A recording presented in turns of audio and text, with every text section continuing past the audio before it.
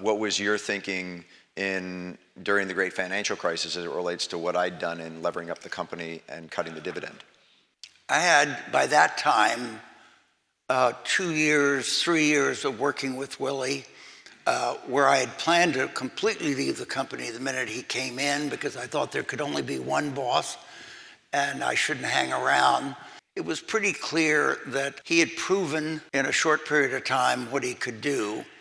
And the fact that we were going to go through hard times, we'd been through hard times where it wasn't a pleasant time for any of us. I never had any doubt that both the market wouldn't turn and that you wouldn't find some gold in the troubles that we were in, and you did. Walker and Dunlop brings you insights for life. Unique perspectives from impactful leaders.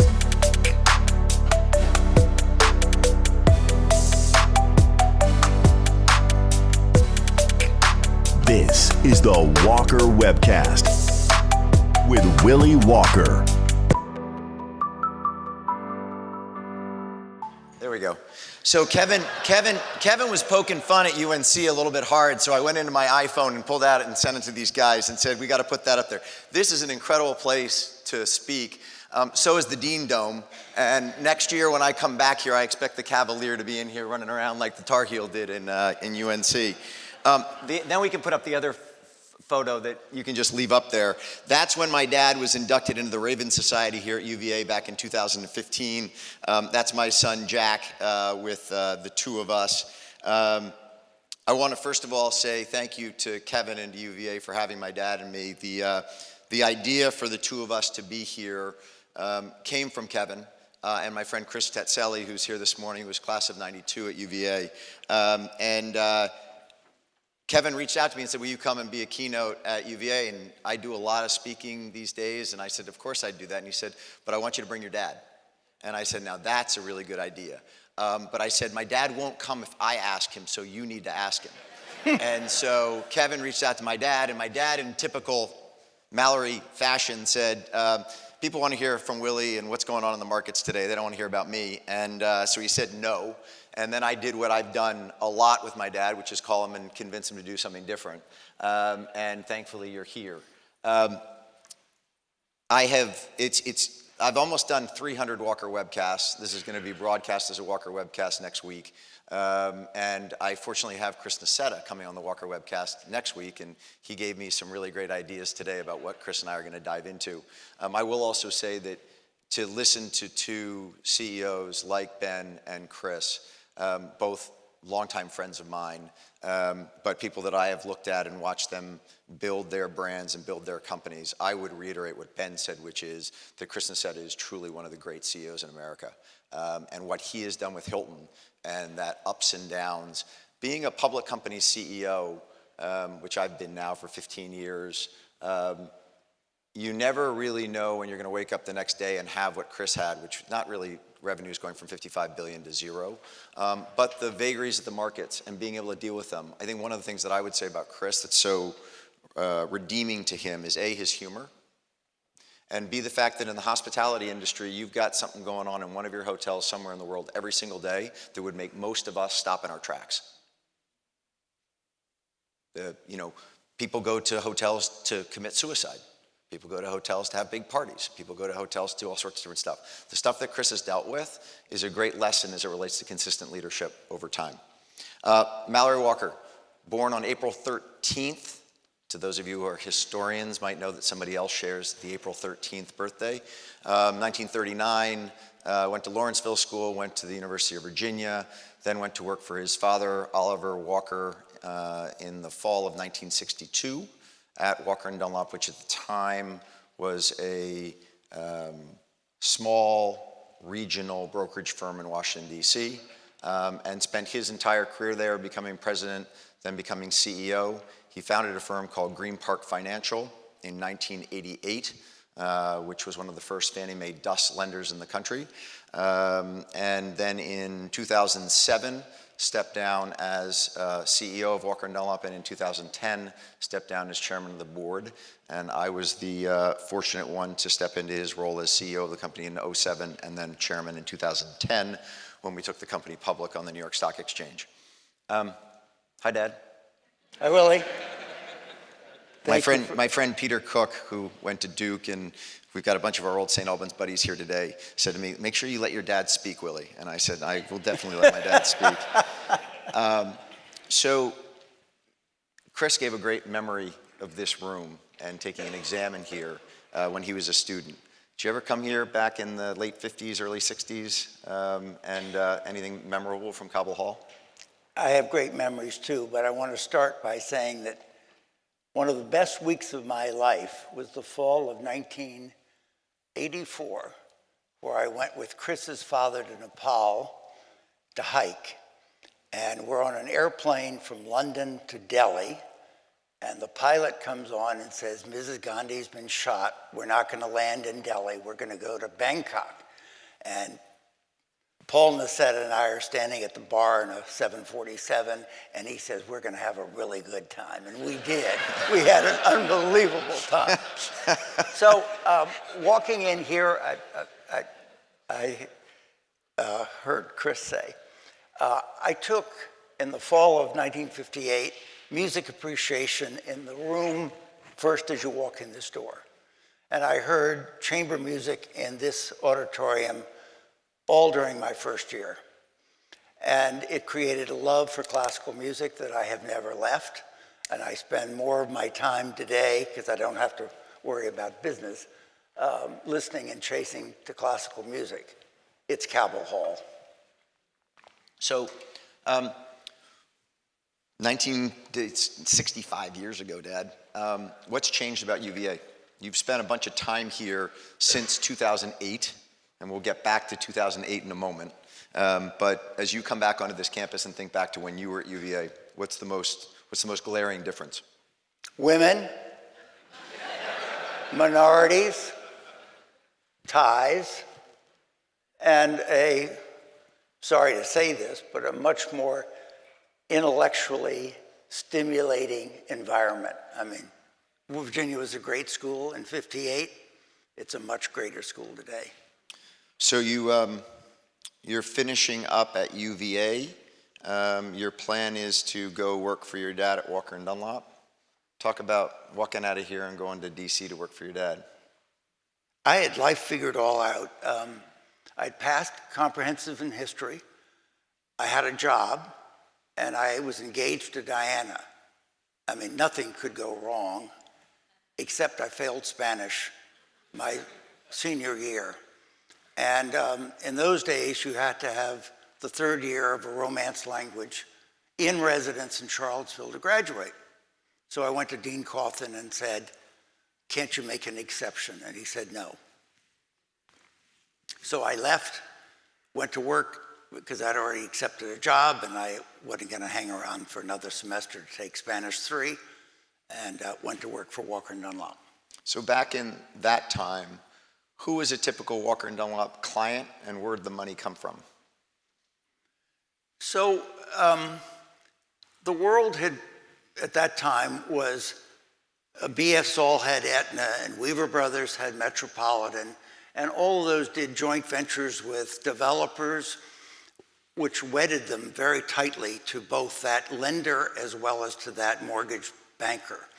And so we weren't going to get the Albert Small business because he had done a deal with Weaver Brothers at Seminary and 395 joint venture. So we had to find clients that weren't already aligned with one of the 3 big firms in town and who had the 3 biggest insurance companies, because the insurance companies were the source of our capital.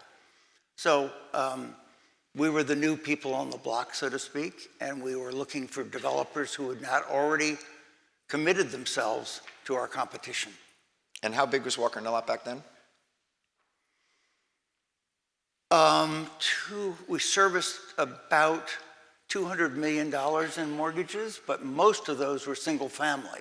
So I don't know what our commercial portfolio was, 40 or 50 million, But we had been in the single-family business for a number of years. And how many employees?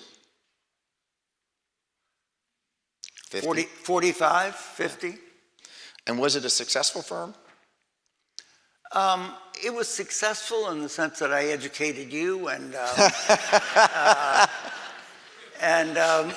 you know, it had all the normal elements of success. We didn't lose money, but we were always subject to finding the next deal.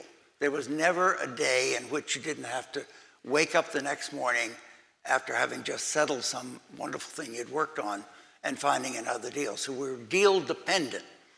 And in 1984, that began to change. And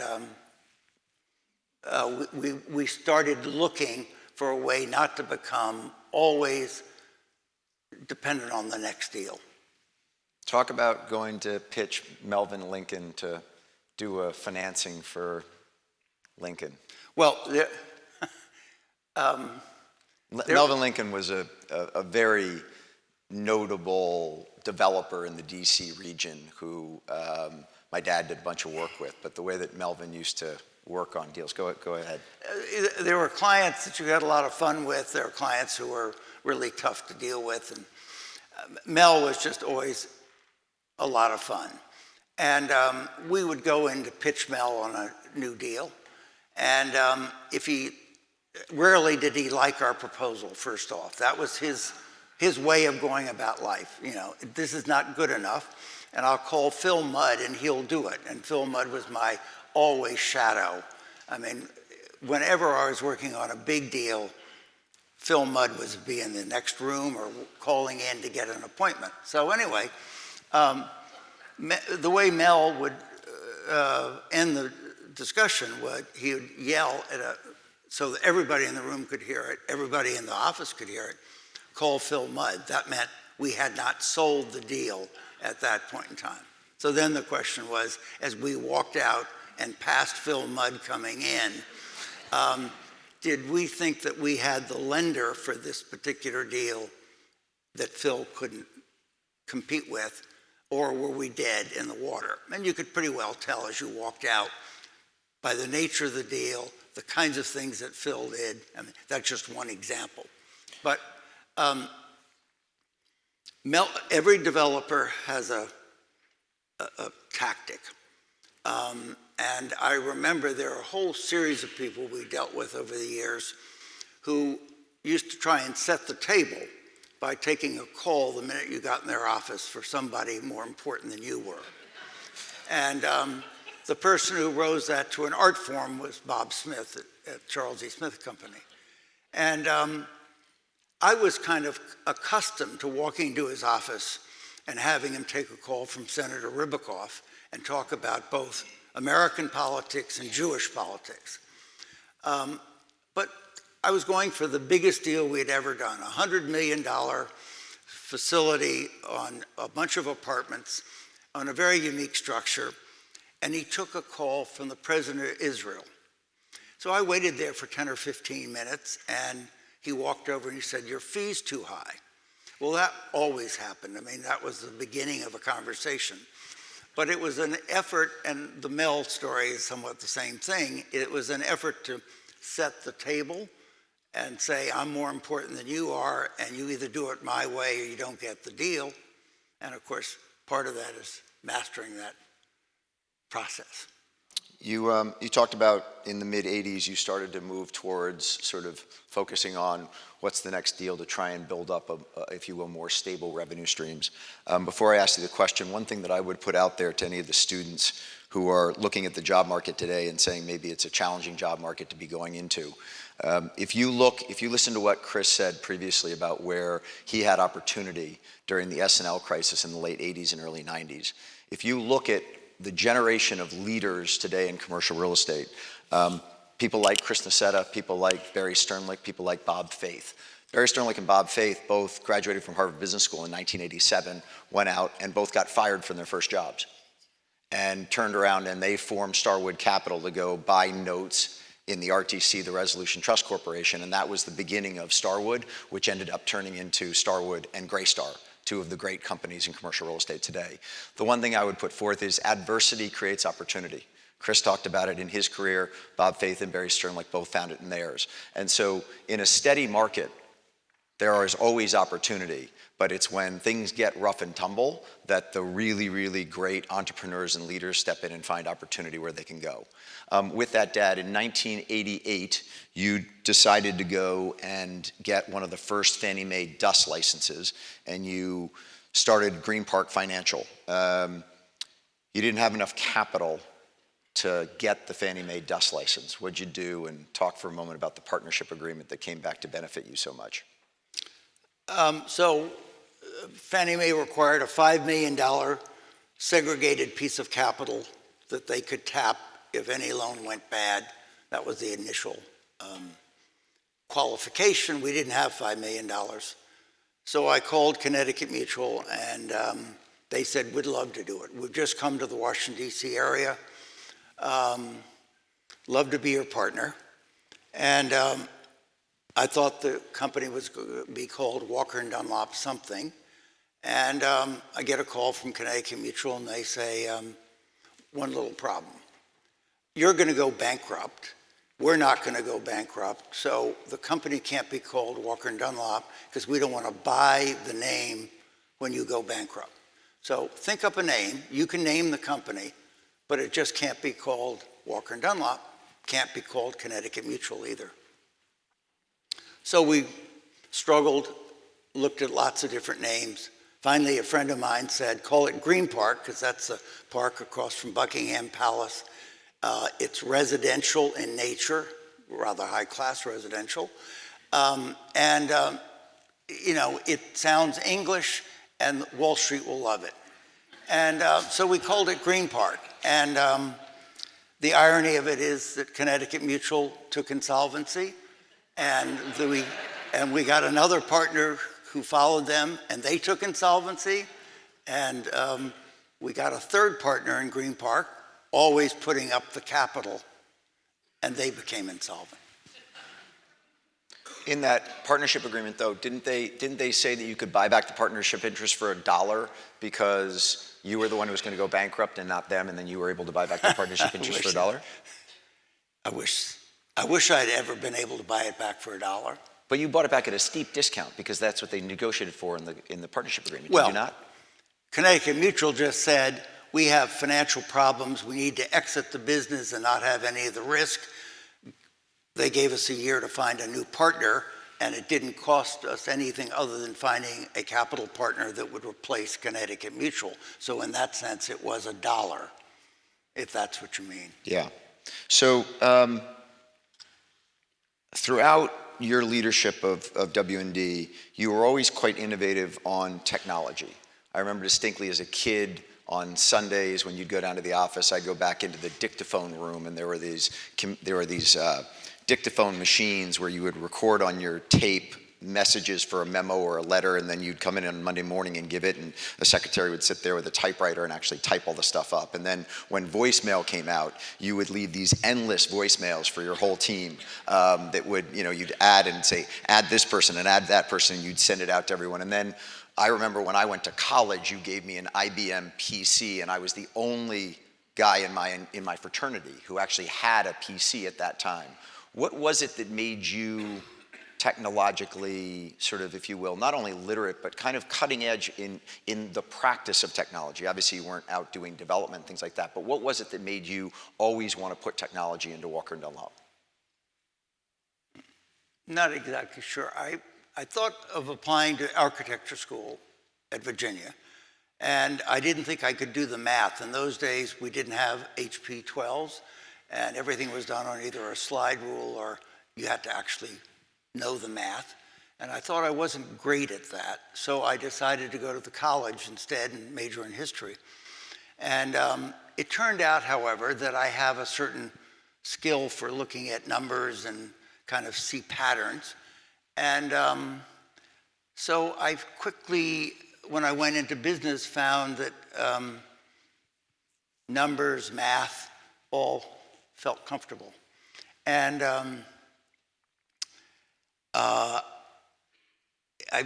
we had We had Burroughs calculators when I went there, and we had to produce amortization schedules, and that would take forever. I mean, just forever. Then we went, and we were a very early adapter of a IBM PC. I remember when we went out and bought 2 of them, and we did all sorts of things. I can't remember whether it was productive. I don't think it probably was. But anyway, I've always been interested in technology. It's something that I thought I liked early in life, found I was better at it than I thought I was, and it's always interested me. So 2003, I turned to you at Dulles Airport on my way back to London after you and I did remember it well. Yeah, I remember it really well. So I was on the Walker Dunlop board at the time, and I was running the European operations of a large call center, publicly traded call center company called Teletech. And I'd come over to do a strategic planning session with my dad's senior management team. And we were at the Hilton Hotel right next to Dulles Airport.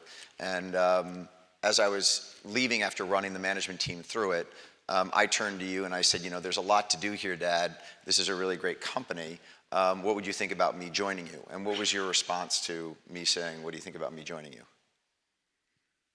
Well, as I remember, you said you wanted to join it for a short period of time and move on, and I said, no.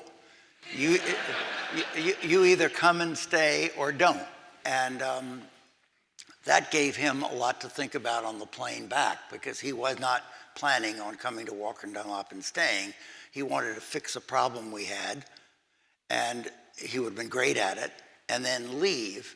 And my view was that in a family-owned company, none of the employees would relate well to him coming and fix a problem and leave. Either this was going to be his calling or it wasn't, and we had to work that out. So one of the other things that I do think is interesting is because my dad went from UVA straight to Walker Dunlop, he'd established a rule for my brother and me that neither of us could come to work for Walker Dunlop for at least 5 years after college. And we had to go out and do something else. I never had any interest in going to Walker Dunlop, quite honestly, until the fall of 2003. And I had been living in London and just had our first child and was thinking for the first time in my life after spending a decade in Latin America and then 3 years in Europe that it was kind of time to come home. So I joined, on the day that I joined Walker & Dunlop, you gave me your office. I literally walked into the office and took his office. He'd moved out of it physically.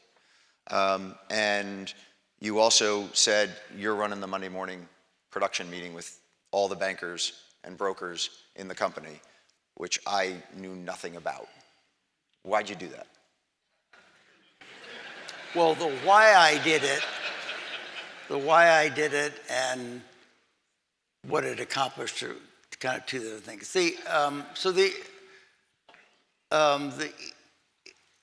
The easy answer to that is that my father stayed around too long, in my judgment. He had come from nowhere. He'd worked very hard, and when I came into the company, he saw that it was an opportunity to take more time off, and all the big decisions would wait until he came back, but I was doing all the work. And I thought that's no way to run a business. And Willy had graduated from business school, gone off and had 2 jobs that were very successful. He clearly knew how to manage a process.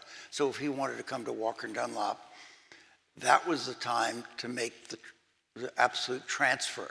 And the fact that he didn't know the mortgage business, anybody who'd gone to business school, had his experience, could learn it fast. And so I just determined that the best thing for the company and for the family, meaning he and me, I don't mean the larger family, was to simply say, if you come back, it's yours, and I'll leave, so to speak. We had a little complication in that by that time we had Sun America as a partner. Sun America knew my phone number, didn't want to know his phone number, and they were going to deal with me as long as they had their equity interest in Green Park, which is our Fannie Mae DUS company. And so I had to stay involved, but the original idea was that it should be turned over to Willy. He should run it. He would probably run the company in a very different way than I was going to run it. I didn't necessarily need to stay around and see that happen. He was perfectly competent. So, was there any time during that period of time? Well, first of all, what was early reaction to me coming into the company? And by the way, I've never asked him this, ever. What was early reaction to me coming into the company? My reaction? Early reaction in the company of me coming in. In other words, so 2004, 2005, what were you getting as far as feedback either from the team or from your partners? That's also the first time I've heard that. Yeah. He didn't know anything about real estate. He had been in the technology business and in the banking business, but you know, the people who work for Walker Dunlop thought if you didn't know exactly what a life insurance company wanted or a developer wanted, you didn't know this business. He had none of that. And so it was negative. I asked, I'm Go ahead. getting ahead. No. But the first day Willy walked in, we had an all-company meeting. I said that Willy was taking over. I was moving out of my office down the hall into a tiny little cubby hole, and that he had the corner office and he was running the company. And it was quiet. That's all I can say. Then a number of people came up to me that day and said, why did you do it? And what does he know? And why is this going to work? And I would say it was not enthusiastic, put it that way. So I come to you in 2006 and said to you, he said Sun America. Sun America was bought by AIG, so it was AIG who was our partner in Green Park, our Fannie Mae DUS business. And I said to you in 2006. Sun had been taken over by AIG. Correct. Right, I'm sorry. And I'd wanted us to get into the conduit business. I'd wanted us to do more balance sheet lending. I'd wanted us to do a bunch of different things. And it seemed to me at every turn, our partners at AIG said, we've got a conduit. We do balance sheet. We don't need you to do that. Just keep doing your Fannie Mae agency business in Green Park. So I turned to you and I said, I want to buy AIG out of Green Park. What was your response to me saying I want to buy AIG out? Well, first, where was I? I don't remember. I was at the University of Virginia. No, you weren't. I think it was a phone conversation. Mm-mm. No? No, that all comes after. This is 2006, not 2007, 2008. Okay, so I'll tell you the story if you want to hear it. Please do. So I go to my dad and I say, I want to buy out AIG. And his response to me is, great, if you can get them to a price and you can finance it, go ahead. Neither of which he thought I could do. So I got AIG to a price for their 49% interest in Green Park Financial. And to give people just a little bit on this, when I joined Walker Dunlop in 2003, we thought the firm was worth about $25 million on maybe a good day. And a really good day. Yeah, and fast forward to 2006, and I went to AIG. We'd gotten a bid for the firm in 2004 from a firm called Capital Source to buy the company for $65 million. What'd you think about that one? Go cash the check and go to the bank. That's what I thought. Thankfully, we didn't. And then in 2006, I went to AIG and said, I want to buy you out. I got them to a price, which was $76 million, and I needed to go borrow $38 million to buy out AIG's 49% interest. And I went to Bank of America, and this is one of these things about cycles to just keep in mind. We had negative $1 million of equity in the firm in 2006. Negative $1 million of equity in the firm, and we borrowed $38 million to buy out AIG's interest. Good day. A really good day. So the other thing that I think is important to keep in mind here is that just as Chris Nassetta talked about the fact that he had no idea that a pandemic was ever in one of his business plans, when we were buying out AIG in 2006, I had no thought that the great financial crisis was right around the corner. And so we put $38 million of debt on the company with negative $1 million of equity in 2006. and did basically a management buyout of the company at that time. A lot of people in the room, Dad, will either be in a family company or work inside of some type of partnership. Talk about equity in the company and that buyout, if you will, that management buyout, which I ran, it was what actually gave me shareholding in Walker Dunlop. You hadn't given me any additional stock in Walker Dunlop between 2003 and 2006 when I did that. What was your thinking from your upbringing and the way your dad used the equity at Walker Dunlop between you and your sisters, and what your thinking was as it relates to equity in the company for me and my brother?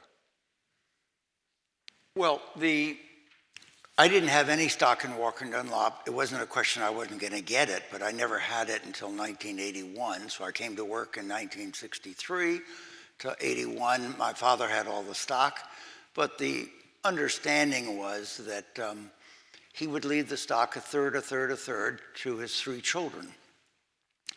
And that was just how I worked. In other words, I always thought, I'm going to own a third of this company, and my sisters would own the other 2/3.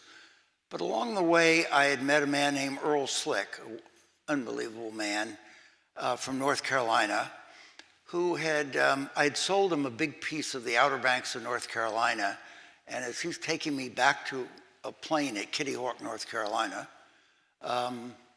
he said to me, you need to buy out your sisters. No company can be run by 3 children, 2 of whom don't work there. And I said, no, I get along well with my sisters, no problem. He said, trust me, I know more about business than you do. You need to find a way to consolidate ownership. So I put that in the back of my mind, went to talk to my father. He gave us the third, a third, a third stock in 1981.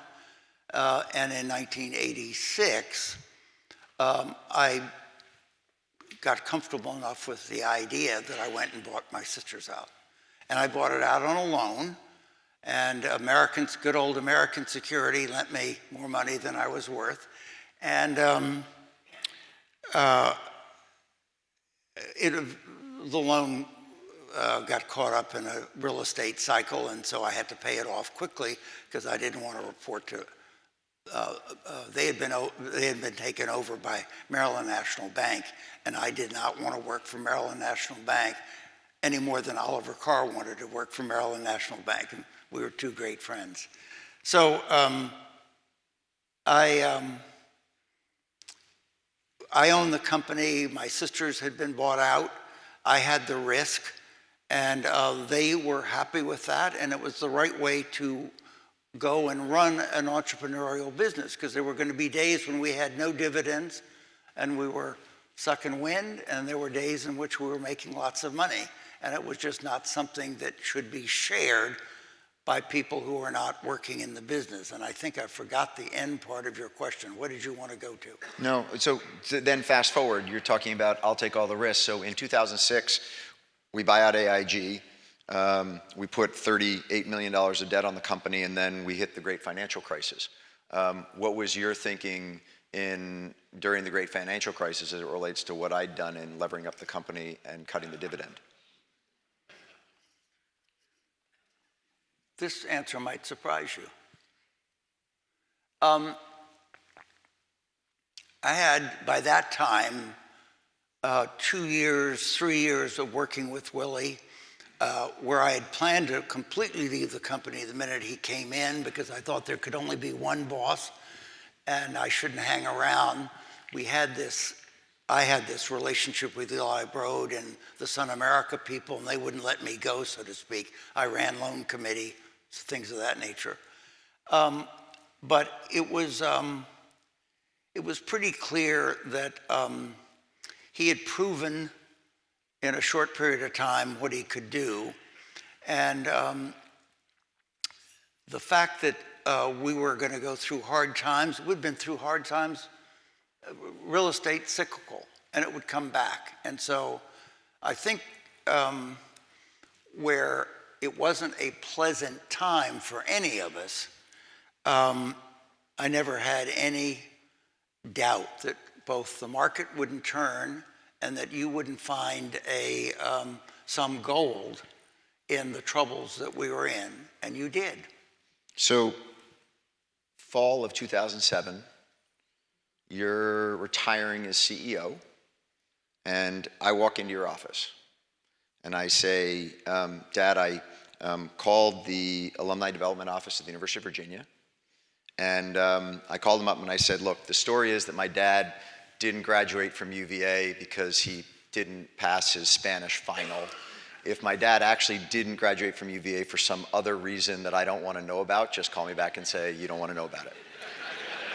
I then said, second... I think the person you called is in the room. I think she is. Second was, if he failed the Spanish exam, he's never going to pass a Spanish 3 final as a 68-year-old. So do you still have the language requirement, or can he just take a course? And then finally, he lives in DC now. If on number 1, he actually only misses 1 credit, and on number 2, he doesn't have to pass a Spanish 3 final, can he do it at one of your satellite campuses up in the DC area so he doesn't have to come back to Charlottesville? So she calls me back and she says, I got good news and bad news. Good news is your dad is only missing 1 credit from UVA. Second, good news is that no longer we have a language requirement, so all he needs to do is pass 1 class and he'll get his degree. But the bad news is he's got to come do it in Charlottesville. So I walk into your office in 2007 and say, that's the news. What are you going to do? Well, I said I'm not going to go live in a dorm.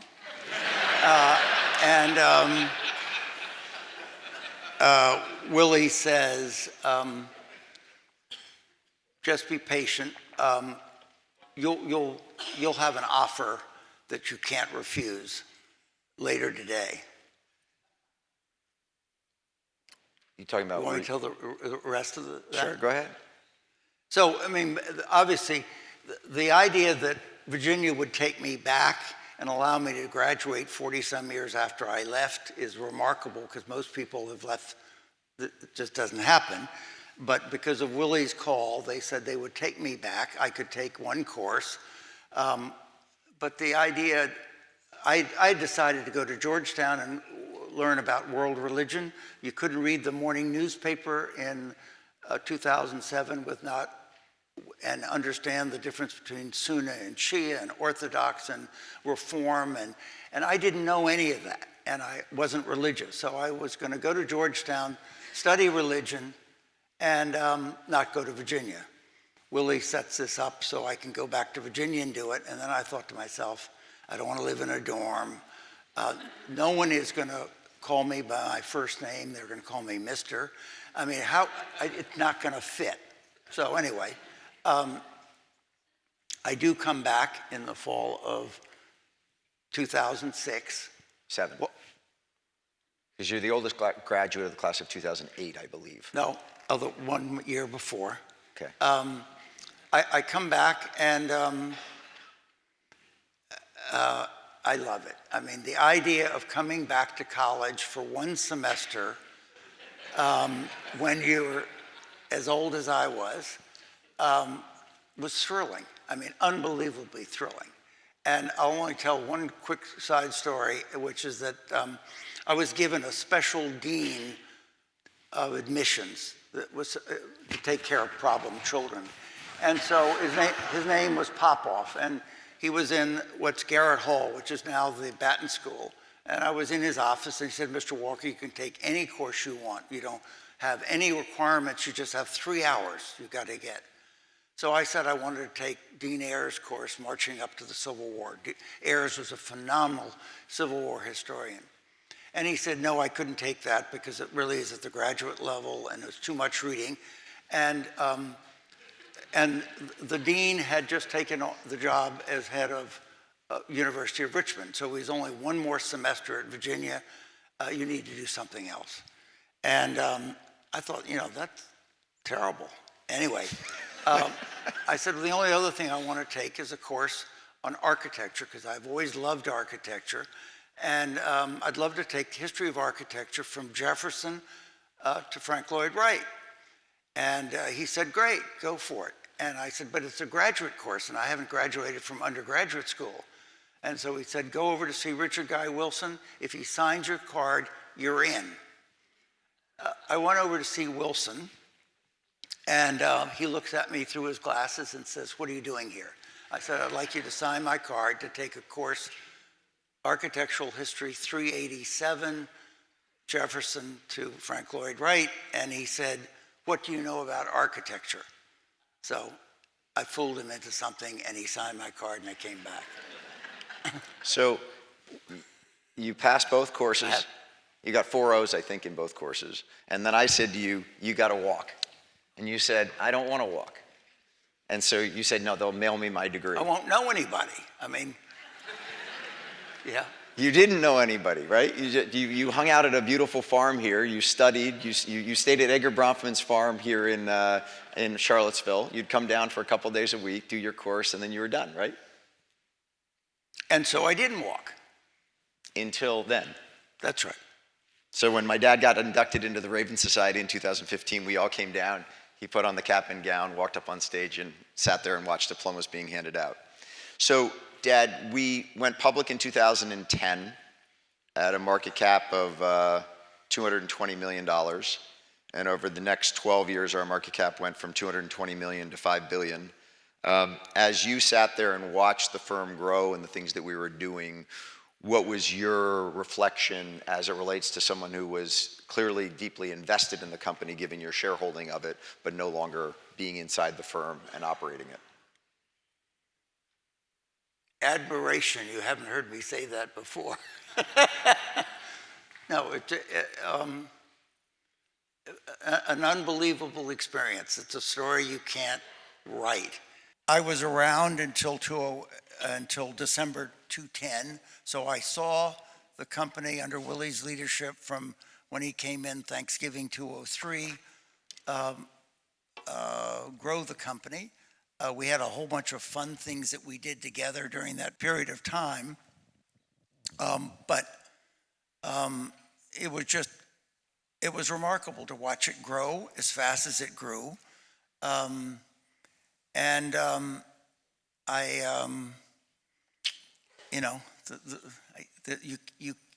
There's no way to have anything other than respect and gratitude for what happened to the company under your leadership. If W&D, I don't think you ever had any thoughts that either my brother Taylor or I would join the company. Given that I did, I've never asked you this either. Do you have any expectations that it goes on to a 4th generation? I have no expectations of that. I think that's. And I've talked to your children, and I don't think they do either. Yeah. So I will say my niece, Zoe Walker, who is a senior here at UVA, is actually coming to the company next year and will be the only, it's kind of interesting, she will be the 4th Walker to actually work at the firm. So my grandfather, my dad, and me were the only 3 Walkers or Dunlops who've worked at the firm. Actually, no, so Laird Dunlop would be the 5th, but Zoe is gonna leave UVA and come to us, which I'm very excited that she is joining us. I was joking with my friend Charlie Zarate last night, who was class of '89 here at UVA, and one of my old friends, about the fact that Charlie worked for Walker Dunlop before I did, and wasn't successful in his summer job of taking the firm down, although Zarate could possibly take the firm down. He has that capacity. He definitely had the capacity to take the firm down. So Dad, as you look back on your career, what do you think as it relates to kind of, what was your superpower? What was your skill? You mentioned previously, we talked a little bit about technology. You'd created a great training ground for talent in the mortgage industry at Walker & Dunlop. Did you take pride in that, or was it frustrating for you to develop all these great mortgage bankers who went off to the bigger firms? Great pride and great frustration. Yeah. We did become a great training ground. An awful lot of businesses, real estate finance businesses, were created through Walker & Dunlop. People came to work, went off, started their own firm. And towards the end of my career, they became my biggest competition. So it was rewarding to see that happen and that people wanted to do that. It wasn't rewarding to see them leave or to say, why isn't there room here for you? But we survived and they survived. As you think back on it, I mean, you and I tell the story, and we've done a little bit of this in the past as it relates to sort of family companies and succession planning and all of that.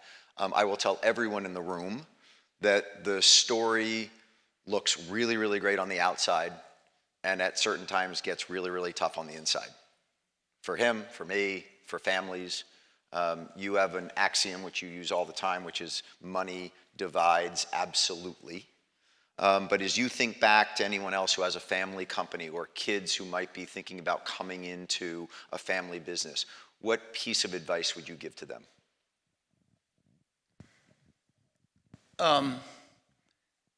Every situation is different. You can't make kind of universal statements. But I think you were about to ask me a question a minute ago. I thought it was, am I most proud of? And I was patient. I saw more than my fair share of competitors go out of business because they were impatient and couldn't see themselves through to the end of COVID, to use an example that we've just used. They just basically were running too hard. And so I think that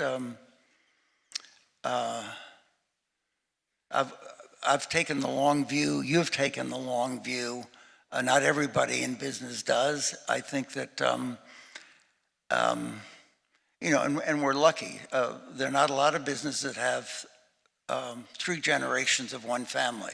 We've been quite lucky in that sense. Oh, I'm a big believer that the first generation typically creates it, and if the second generation doesn't kill it, the third one always will. And so we've clearly avoided that. When you think, Dad, about, I asked you what the reaction was when I joined Walker & Dunlop, and you were very open and honest about that. What do you think people think is your superpower? Not what you'd like to think it is, but what do you think people say was your superpower as it relates to Mallory Walker? Other people? What other people say about you? What's the redeeming quality? I'll tell you, it's your curious nature. One of the things that anyone in the room who is at UVA, who spent time with my dad, whether it's on the foundation board or sitting at a dinner table, will consistently say to me is, your dad has got one of the most curious minds of anyone you'll ever meet. And I think it goes back to what Nicetta said earlier about Chris's desire to continuously learn. My dad, for his age, the last thing he does is just say, I know what tomorrow's gonna bring, I know everything I need to know, I'm just gonna go about do my own thing. He's got this curious brain that is constantly asking for more knowledge, and he'll sit down with my buddies and know nothing about what they're up to in their lives, and he'll just sit there and pepper them with questions to understand what's going on in their lives and what they do. And it is really your desire for continuous learning is, I think, quite honestly, A, what keeps you so young, and secondly, what makes you such a delightful person to sit down and have dinner with. And I'll add to that part of that is because I came back to Virginia for a fall semester in 2006 and got turned on to not only learning, but also what are the challenges of a big educational institution. I became fascinated by what is Virginia, what's Virginia trying to become, what is it? And I have you to thank for that because I wasn't coming back to Virginia. It was Willy who said, don't go to Georgetown, go back to Virginia and get your degree. And I thought to myself, why bother to drive to Charlottesville? I don't need to. And it truly changed my life. I think that's a great way to end it. Kevin, thank you for having us, and thank you everyone for today. Thank you very much.